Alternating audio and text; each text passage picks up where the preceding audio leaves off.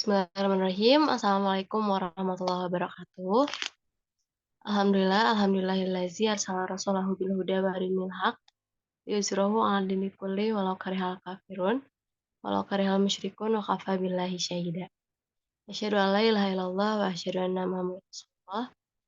Rabbi ishrah li sadri wa yassir li amri wahlul 'uqdatam min lisani yafqahu qawli.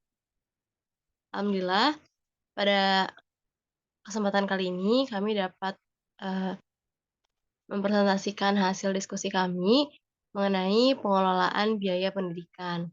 Sebelumnya perkenalkan kami dari kelompok 8 yang beranggotakan Humairah Haya Ashifa, Resa Nagani Humaira, dan saya sendiri Selminur Azizah. Oke. Pada pembahasan yang pertama yaitu mengenai pengertian pengelolaan biaya pendidikan.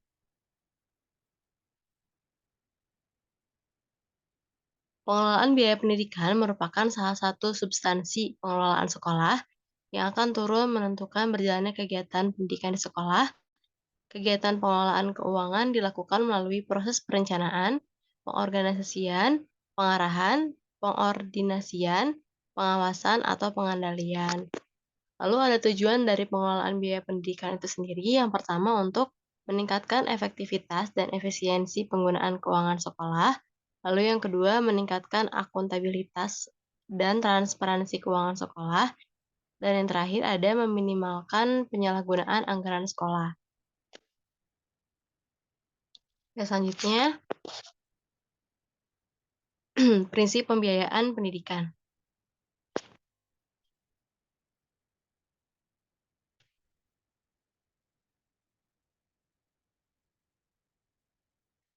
Oke, prinsip pembiayaan pendidikan ini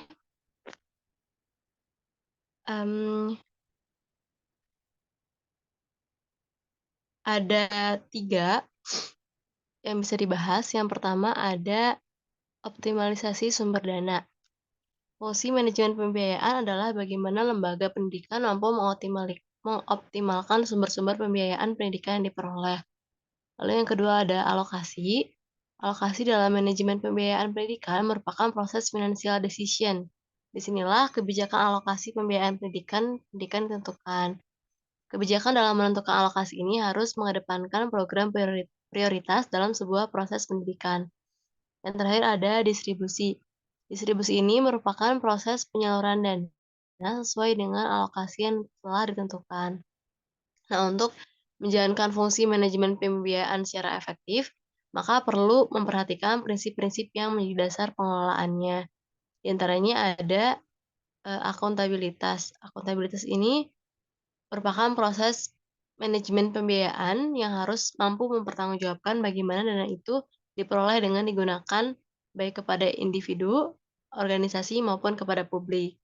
Disinilah nilai yang dianut oleh seseorang yang melaksanakan manajemen pembiayaan, sehingga ia mampu mempertanggungjawabkan baik secara moral dan hukum. Lalu yang kedua ada transparan.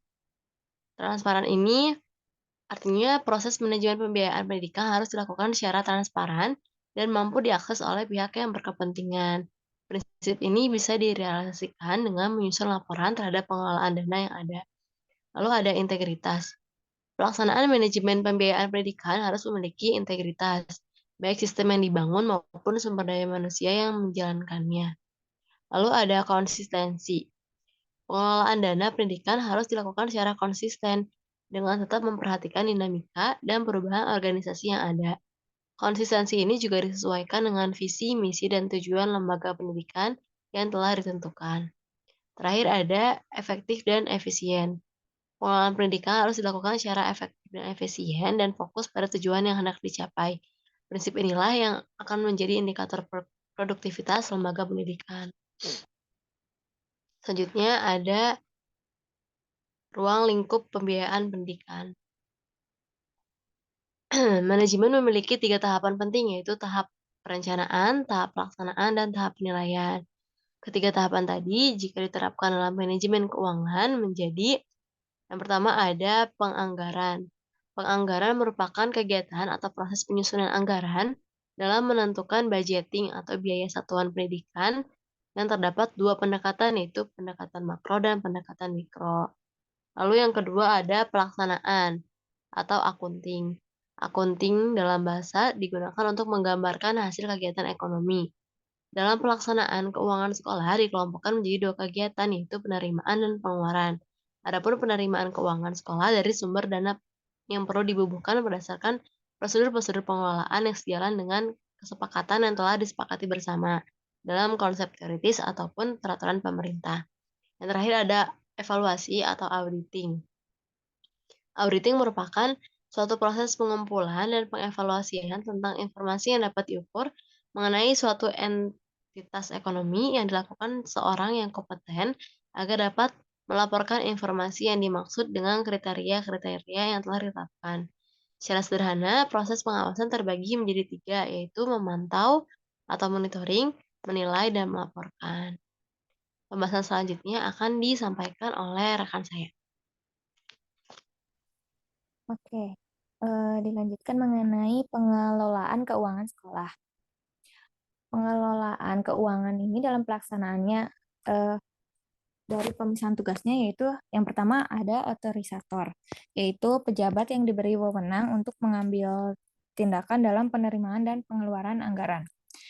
Di sini contohnya kepala sekolah. Lalu yang kedua ada ordonator, yaitu pejabat yang berwenang melakukan pengujian dan memerintahkan pembayaran atas segala tindakan yang dilakukan. Ini berdasarkan otorisasi yang telah ditetapkan. Lalu yang ketiga ada bendaharawan, yaitu pejabat yang berwenang melakukan penerimaan, penyimpanan, dan pengeluaran uang, serta ini diwajibkan untuk membuat perhitungan dan pertanggungjawaban. Bisa di next. Nah, sumber-sumber keuangan sekolah. Ini berasal dari ada 6 ya. Yang pertama itu dana dari pemerintah. Ini disediakan dalam anggaran rutin berupa DIK atau daftar isian kegiatan. Ini untuk dialokasikan kepada semua sekolah untuk setiap tahun ajaran. Dan dananya itu ditentukan berdasarkan dari jumlah siswanya. Nah, anggaran dan besarnya dana untuk masing-masing jenis pengeluaran sudah ditentukan pemerintah dalam atau yang disebut juga kita dalam pemerintah itu memberikan BOS ya, yaitu bantuan operasional sekolah yang di samping dari DIK itu. Nah, yang kedua dana dari orang tua siswa. Kalau yang ini dana dari orang tua siswa atau juga disebutnya dengan iuran komite. Ini juga ditentukannya atau besarnya dana ini ditentukan dari rapat komite sekolah. Lalu yang ketiga, dana dari masyarakat. Ini merupakan sumbangan sukarela yang tidak mengikat dari anggota masyarakat sekolah yang menaruh perhatian terhadap kegiatan pendidikan. Ini bisa diterima dari perorangan ataupun organisasi ataupun yayasan. Nah, yang keempat ada dana dari alumni. Ini biasanya dari bantuan dari para alumni yang bertujuan untuk membantu meningkatkan mutu sekolah. Ini biasanya contohnya itu ke buku-buku dan alat perlengkapan belajar. Lalu yang kelima, dana dari peserta kegiatan. Ini biasanya dipungut dari siswa sendiri atau anggota masyarakat yang menikmati pelayanan pendidikan tambahan atau yang disebut juga ekskul atau ekstrakurikuler. Lalu yang keenam, dana dari kegiatan wirausaha sekolah. Ini merupakan kumpulan hasil berbagai kegiatan wirausaha sekolah yang pengelolaannya dapat dilakukan oleh staf sekolah ataupun para siswa. Contohnya ini biasanya koperasi, kantin sekolah, bazar tahunan, ataupun biasanya fotokopi. Next. Nah, lalu proses pengelolaan keuangan di sekolah. Ini meliputi 5 ya. Yang pertama perencanaan anggaran, yang kedua, strategi mencari dana sumber dana sekolah. Yang ketiga, penggunaan keuangan sekolah. Keempat, pengawasan dan evaluasi anggaran. Yang kelima, pertanggungjawaban. Sedangkan untuk fase penyusun anggaran itu ada 4, yaitu perencanaan anggaran, mempersiapkan anggaran, mengelola pelaksanaan anggaran, dan keempat, itu menilai pelaksanaan anggaran. Next. Lalu ada yang dinamakan perencanaan dan penyusunan rencana anggaran pendapatan dan belanja sekolah atau disebut juga RAPBS. Secara umum, proses manajemen pembiayaan sekolah ini meliputi perencanaan pelaksanaan, pengawasan, pelaporan, dan pertanggungjawaban. Penyusunan RAPBS harus melibatkan kepala sekolah, guru, komite sekolah, staf TU, dan komunitas sekolah.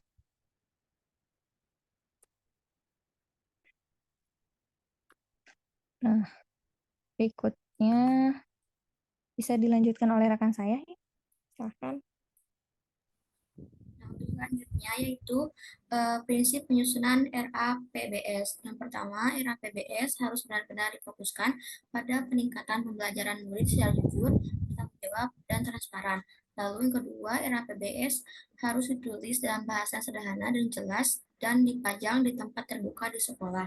Kemudian yang ketiga, dalam penyusunan RAPBS, sekolah sebaiknya secara bersama memprioritaskan pembelanjaan dana sejalan dengan rencana pengembangan sekolah. Proses penyusunan RAPBS ini meliputi menggunakan tujuan jangka menengah dan tujuan jangka pendek. Kemudian menghimpun, merangkum, mengelompokkan isu-isu dan masalah utama ke dalam berbagai bidang yang luas cakupannya. Kemudian menyelesaikan analisis kebutuhan, dan yang terakhir memprioritaskan kebutuhan dan lain-lain.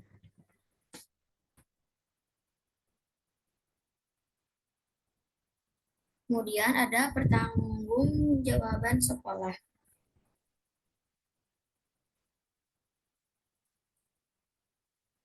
Nah, kepala sekolah itu eh, wajib menyampaikan laporan di bidang keuangan, terutama mengenai penerimaan dan pengeluaran keuangan sekolah, yang mana pengevaluasian dilakukan setiap triwulan atau per semester, sehingga dana yang digunakan dapat dipertanggungjawabkan kepada sumber dana.